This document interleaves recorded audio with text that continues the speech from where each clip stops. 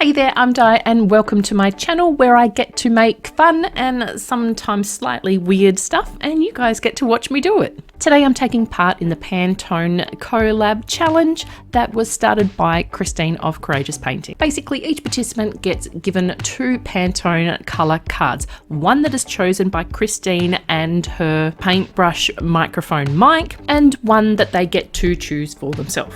Then basically we have to make an artwork using both of the colours, and those colours must be the heroes of the piece. Now it is up to the artist whether they want to make one piece with both colours combined into that piece, or they can make 2 completely separate pieces. Now the creator before me, Sin City Yeti, he used both of his colours together to create one masterpiece. And it really was a masterpiece. I strongly suggest you check out his video. However, I'm hoping to do 2 pieces and use 1 colour for each. So let's check in with Christine and Mike and see what colour they gave me.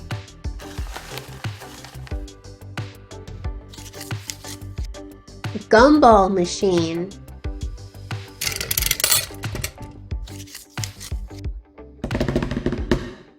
You got number 16. Here's your color. Now that you've got your color, it's up to you to use it in any creative project to help restore the Rainbow Bridge. Mike and I can't wait to see what you create. That colour? Can't say I'm a fan. You and me are going to have words later, Mike. But I had a pretty good selection of colours to choose from, so I decided to go for something completely different, and this is the colour that I chose. So let's get into creating these pieces. Here are the 2 colours, a nice bright popping pink and a dark murky swamp green. Well, that's a bit harsh. It's not really a bad colour at all, it's just not my cup of tea. And I've got to say I'm a little scared what to do with it. For that reason, I'm going to start with the pink as it has inspired a pretty clear idea on what I want to do. First, I prep the wood panel by taking some measurements of the Pantone card, do some very rough math in my very rough brain, and transfer the new measurements onto the panel. Then, because I'm super intelligent, I paint over that guideline with gesso. I mixed up the pink colour the best I could using my Golden Flow acrylics. I gave the bottom portion of the panel a quick coat of white paint, dried it the fast way with my heat gun, then used washi to give me a new guideline. This artwork I'm creating is going to have 2 distinctive layers. The background I will paint straight onto the panel, which you can see me starting here by giving it a base coat of the pink. The scene I'm painting is going to be a very basic tropical pink sunset, with the sun still visible just above the horizon line. I use different shades of the pink, with the darker shade more towards the top, and some yellow and whites to give a blurred type sun to make it look like it's setting in that beautiful pink sky. Over the top of the pink sky, I paint in some palm trees. I'm using dark colours to start, as I want it to look like those silhouette type tropical sunset pictures that were all the rage to paint some time ago. But I do add in some lighter areas where maybe the light is coming through the thinner parts of the palm fronds, and some highlights on the trunks. I don't know, I still don't fully understand how to paint lights and shadows and how light sources work and play with the shapes and ugh. Anyway, I kept fiddling with it, and the more I fiddled, the worse it looked. And I got frustrated, and I didn't know what to do to fix it. So I decided to move on to my personal comfort zone, and that is sculpting. In the foreground of this artwork is going to be the star of this piece, Frank. Frank the fabulous flamingo. I'm using polymer clay for this. Lately I've been working a lot with earthenware clay, off camera, but I wanted Frank to be really textured with lots of small details, which I can achieve far more easily by using polymer. Plus, with polymer, if I get disturbed while I'm trying to work, I can get up, leave it and forget without any worries. But with earthenware or even air dry clay, you have to make sure you wrap your pieces if you leave it out, otherwise it gets dried out, especially if you forget about it like I do. After I conditioned the clay so it was in a workable state, I rolled a thin sheet with my pasta machine, then traced and cut the silhouette of a flamingo onto the clay. I also used a marker to trace the outline of the flamingo straight onto my work mat. I've done this as the clay will move around a lot while working, so this will give me a guide as I'm working. Once I've mapped out the features of the head, I start adding chunks of clay to build up the head, neck and body shape. I want this piece to look like a snapshot of Frank, like he's on holiday on some tropical island paradise, enjoying a delicious cocktail on the beach at sunset, and someone has just snapped a photograph. But rather than the picture being completely 2D, the front part of Frank is poking out of the image. I don't know, looks good in my head.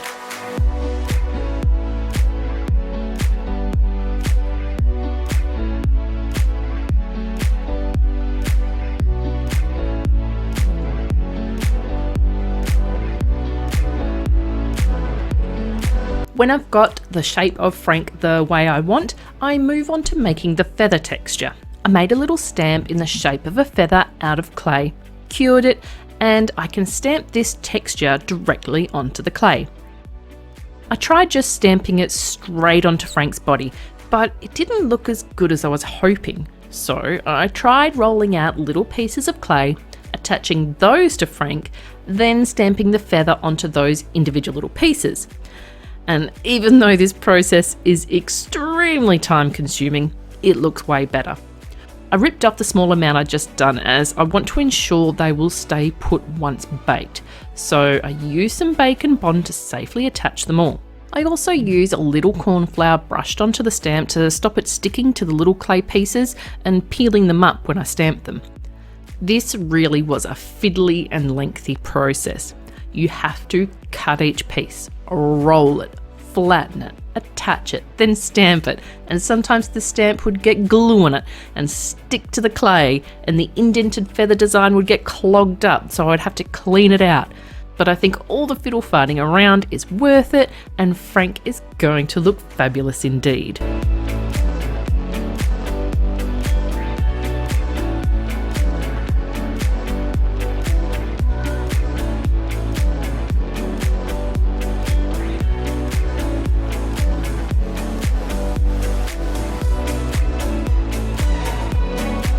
Once I get close to the neck, the feathers on Frank need to change from large plumes to small little feathers. I try and transition it gradually by making the feathers a little smaller and then using my tool to start texturing small blobs of clay and eventually texturing directly onto Frank's body. For Frank's eye, I baked 3 small balls in different sizes. I sized them up against his head and decide on the medium ball.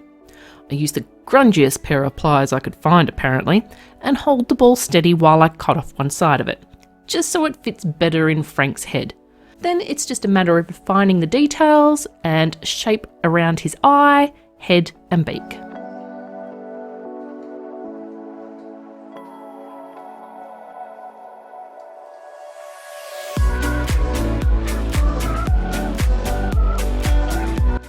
When it comes time to remove Frank from that mat, due to a major oversight, I struggle to remove him. It took ages and I was seriously worried I was going to do some major damage to poor Frank, but perseverance and patience won the day.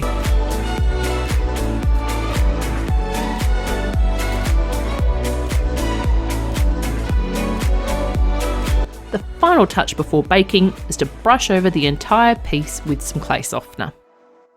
After I baked Frank, I had to make him a leg that would be holding up the cocktail he would be drinking, and I didn't film it because it was a lot of fiddling and faffing about with the shape and trying to get it to actually look like a flamingo leg, which that's really difficult apparently, and have it positioned so it actually looked like it belonged to Frank. So yeah, I just skipped over that bit, but once I got it the best I could, I gave it another bake and this is how it looked. He did get a little scorched, you know, just a little crispy around the edges, but it's nothing that a coat of gesso won't cover up. To paint Frank, I started with that Pantone pink again, but I will lighten him significantly as I go along.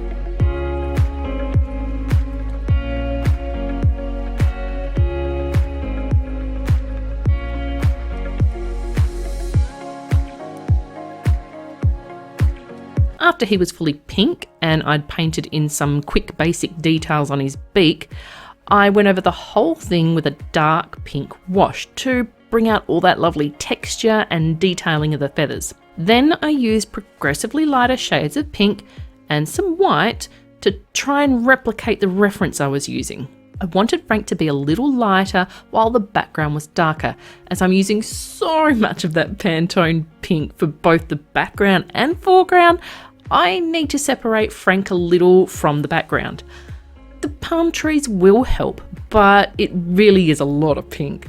Once I was happy enough with how he was looking, I finished off the details on the beak and eye, and finished off with another dark wash just to bring back some more of those details that were lost during painting.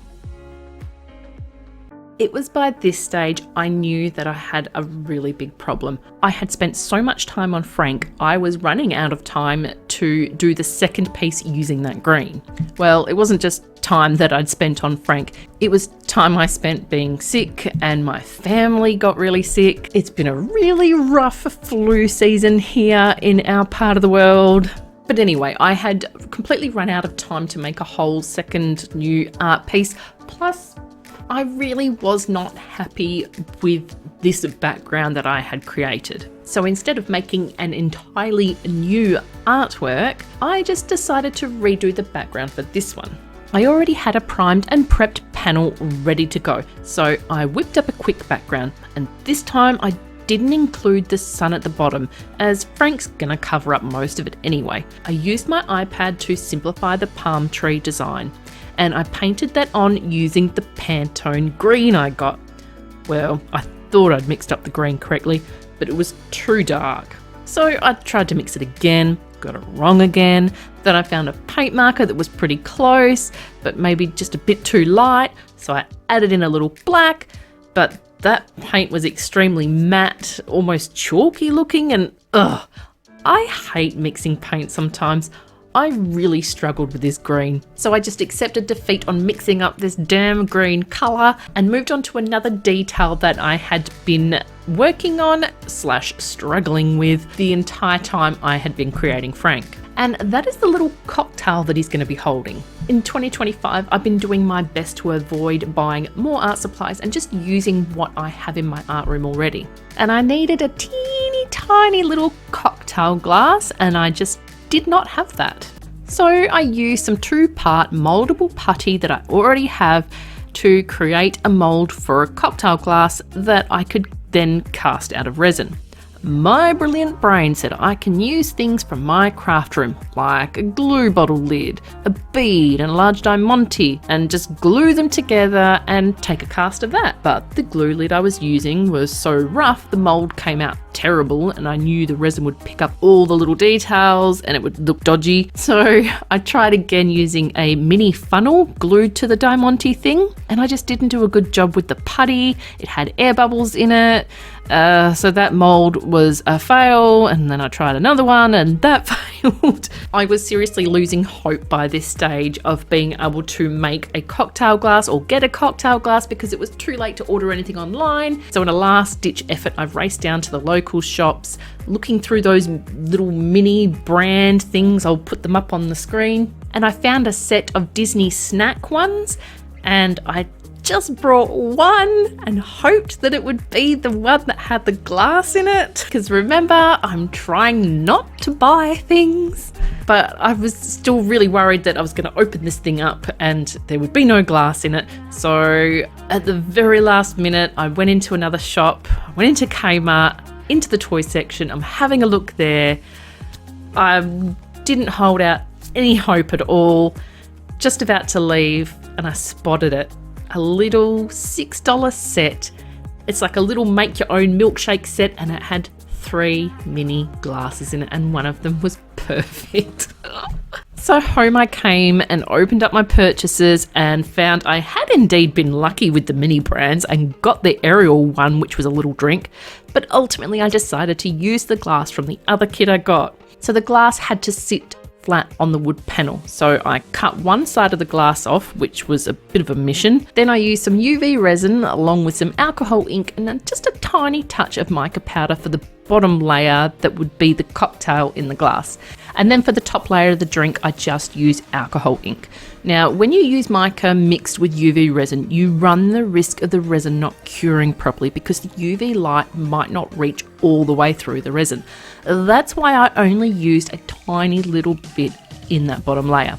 I chose green for the cocktail colour as I wanted to try and bring in some more of that Pantone green that I got, but I didn't have the right colours, so it's just green.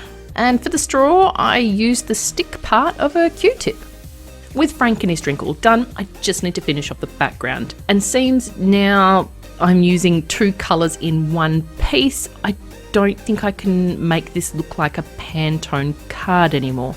So instead, I'm going to make it look like a giant Instax Polaroid picture. To make it look like a Polaroid picture, I cut out some pieces of wood to size, attach them to the panel to look like a frame, use some joint compound to fill in the gaps, which, yes, I know joint compound is probably not the best choice, but it's what I had to hand. And then I painted that frame white. And finally, I've just got to put it all together.